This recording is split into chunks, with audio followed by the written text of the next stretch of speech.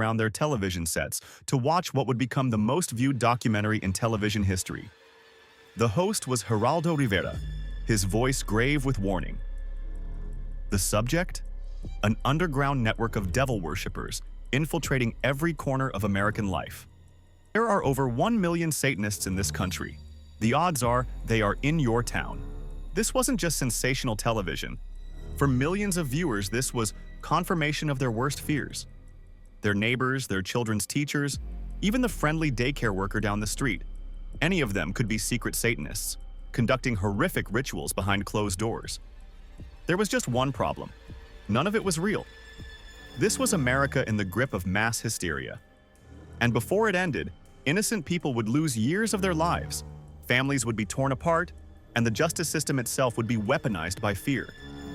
This is the story of how an entire nation became convinced of a conspiracy that never existed. You're watching Beyond the Forgotten.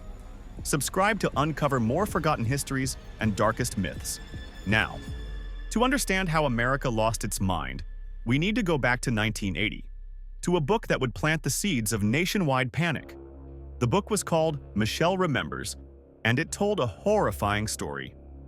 A woman named Michelle Smith claimed that, with the help of her psychiatrist Dr. Lawrence Pasder, she had recovered long-buried memories of being tortured by a satanic cult. According to Michelle, her own mother had handed her over to devil worshippers who subjected her to unspeakable rituals. The book became a bestseller. Talk shows couldn't get enough of it. Michelle and Dr. Pasder toured the country, warning parents about the secret satanic networks operating in plain sight. But there were problems with their story, problems that would take years to fully emerge. Dr. Debbie Nathan, psychologist, interviewed. Michelle's story kept changing. Details that she claimed one year would be completely different the next. And the timeline didn't add up. She described events lasting months that supposedly happened in days. Then there was the matter of Dr. Pasder himself. During Michelle's therapy, the married psychiatrist and his patient had fallen in love. Eventually, they divorced their respective spouses and married each other. Dr. Nathan. He had a massive conflict of interest. This wasn't just his patient.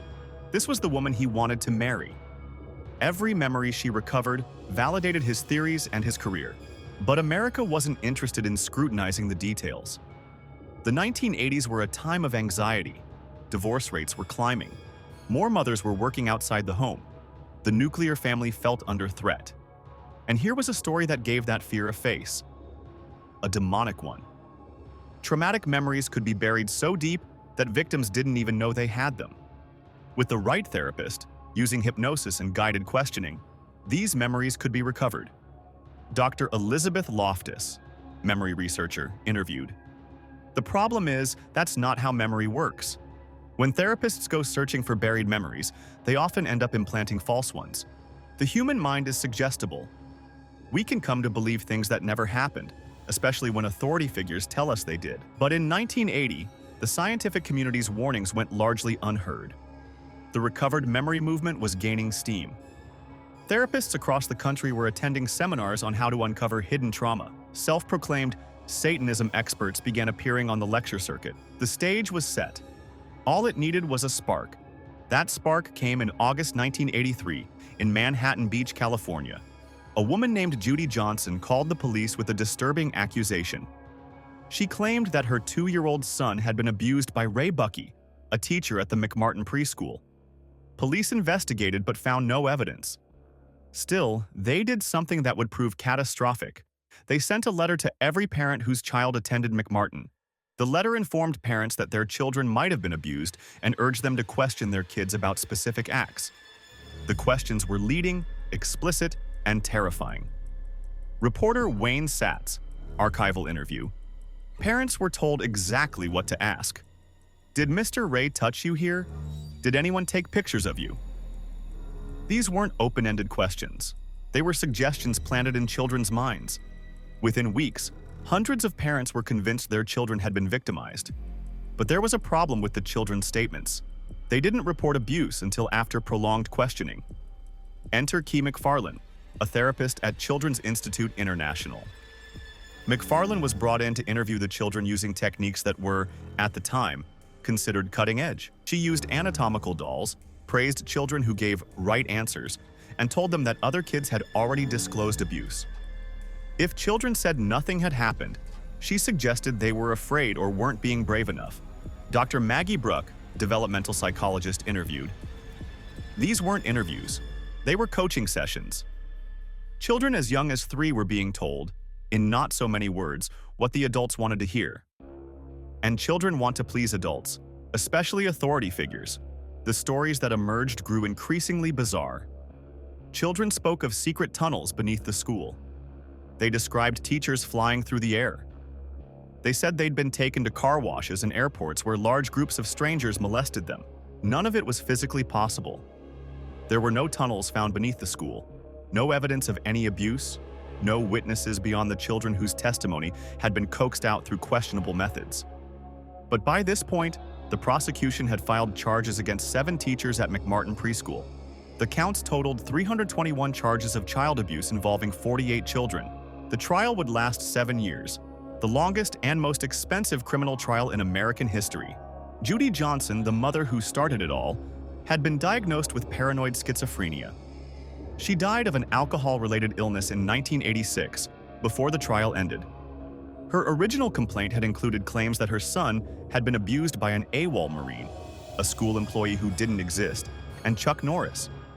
But the damage was done. McMartin wasn't an isolated incident. It was patient zero of an epidemic. In Malden, Massachusetts, the Fells Acres Day School case saw 3 family members convicted and imprisoned for years before being released. In Edenton, North Carolina, the Little Rascals case resulted in 12 indictments. In New Jersey, the We Care Nursery School case sent teacher Kelly Michaels to prison for 5 years before her conviction was overturned. The pattern was always the same: a single accusation, followed by leading interviews with children, followed by increasingly fantastical stories of abuse. Interview with Professor Philip Stevens, Jr., anthropologist. Prof. Stevens: What we witnessed was a moral panic in the classical sense.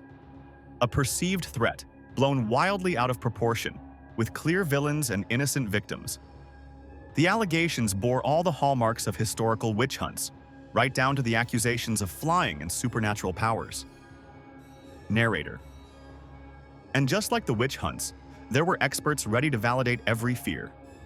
Self-proclaimed Satanism specialists began appearing in courtrooms as expert witnesses, despite having no legitimate credentials. These experts claimed to know the signs of ritual abuse. They said satanic cults were intergenerational, highly organized, and operated with military precision. They spoke of breeders, women whose sole purpose was to produce babies for sacrifice. None of them could produce evidence. In police departments and social work agencies, officers and therapists attended seminars on occult crime. They were told that certain symbols, pentagrams, the number 666, heavy metal band logos, were evidence of satanic activity. Even Dungeons & Dragons, the fantasy role-playing game, was swept up in the panic.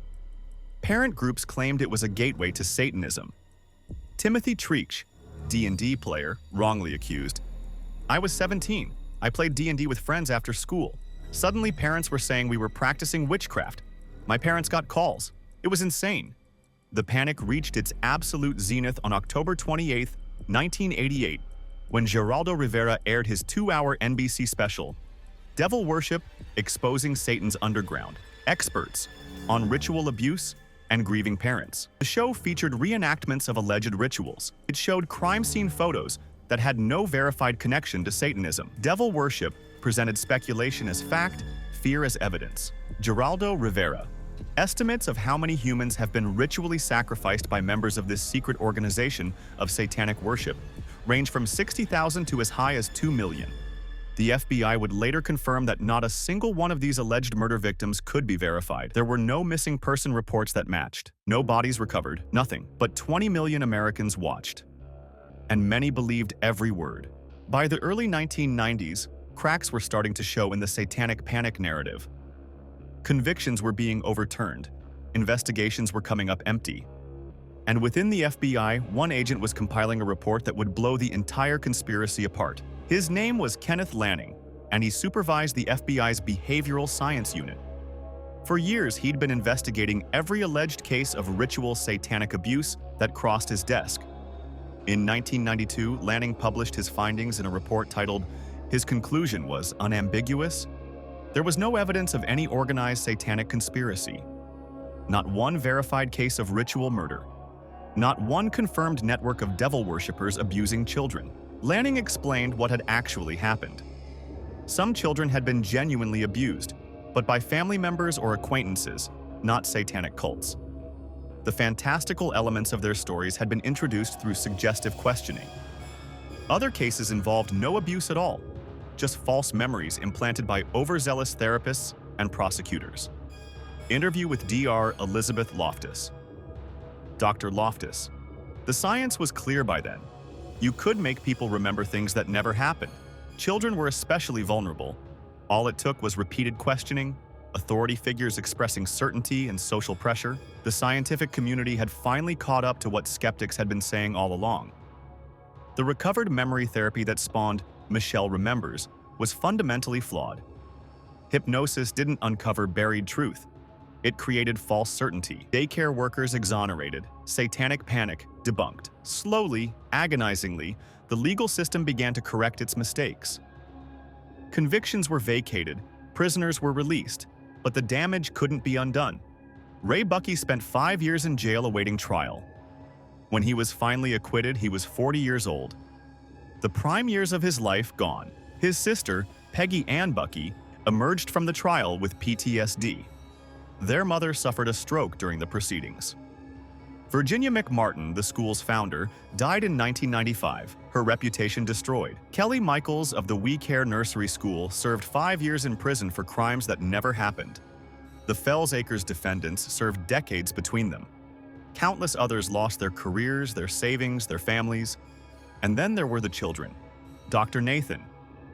These children were traumatized, not by Satanists, but by the very system meant to protect them. They were interviewed dozens of times, examined physically, asked to testify about horrific acts. Some of them came to believe their false memories were real and carried that burden into adulthood. The financial cost was staggering. The McMartin trial alone cost $15 million. Nationwide, the panic likely cost hundreds of millions in prosecutions, investigations, and civil suits. What we witnessed was the greatest hoax perpetrated upon the American people in the 20th century. And it wasn't perpetrated by Satanists. It was perpetrated by our own fears, by sensational media, and by believe conspiracy theories when they align with existing fears. In 2016, a man walked into a Washington, D.C. pizza restaurant with a rifle, convinced it was the center of a child trafficking ring, a conspiracy theory with no basis in reality, spread online by thousands of believers. The echo was unmistakable. The Satanic Panic taught us that when it comes to threats against children, people will abandon critical thinking. They'll believe the unbelievable, and they'll destroy innocent lives in the name of protection. Today, Michelle Remembers has been thoroughly debunked. Its claims have been proven false, its timeline impossible, its therapy methods discredited. Geraldo Rivera has never apologized for his special. When asked about it years later, he defended his reporting. The daycare workers who were acquitted received no compensation for their years in jail. Many of them lived the rest of their lives under a shadow of suspicion. And somewhere in America, people still believe in the conspiracy. Online forums still discuss satanic ritual abuse as if it were verified fact. The panic may have faded, but it never entirely died. The Satanic Panic was a dark chapter in American history, a reminder of how easily fear can override reason, how quickly communities can turn on their own members, and how justice itself can become the instrument of injustice. It showed us that sometimes the monsters we fear the most are the ones we create ourselves. In the end, there were no satanic cults, no ritual murders, no networks of devil worshippers. There were only children who deserved better, adults whose lives were destroyed, and a nation that believed a lie. The lesson, if we're willing to learn it, is simple. Extraordinary claims require extraordinary evidence, and fear is never enough.